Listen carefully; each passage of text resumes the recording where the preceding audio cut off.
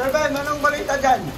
Ayan, magandang araw sa inyo. Magandang araw dyan sa studio, Kulot. So, ang balita ngayon ay ito si Bagyong Ingting, no? Signal number 1, kakapasok lang dito sa ating bansang Pilipinas.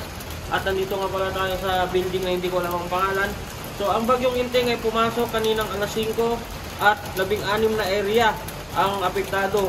Makikita naman natin dito sa ating weather forecast na ang talagang kawawa rito ay bandang Cagayan, Isabela, Agusan.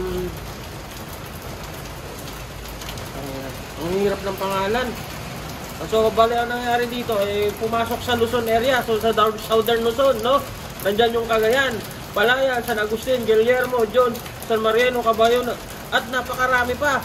At sa Pulilo Island, nako, mas matindi, Camarines Norte, Camarines Sur, Catanduanes, Albay, Sursugon, Masbate, at including Ticao and Borias Island. Sa Visayas naman, Northern Samar. So mag-ingat po tayo sa Bagyong Ingting at higit sa lahat, atin pong ingatan ang ating kalusugan dahil kapag tayo ay lumusong sa bahay, malamang magkaroon tayo ng leptospirosis, no?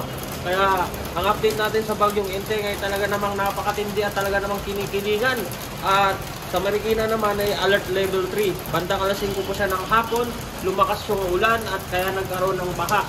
Kaya mag-ingat at sa lahat ng mga kababayan natin, wala pong pasok ang mga eskwelahan ngayon. Kaya huwag po kayo maniniwala sa mga anak nyo na sinasabing may pasok at may project. Baka ibang pasok yung pinapasok nila. Ha? Sinabi na mismo ng Department of Education na walang pasok, all level of classroom. Ayan, mula dito sa building na hindi ko alam na medyo magiging akin na yung kalahati dito. Ito si BEM, nag-uulat sa BEM News. Bulul-bulul.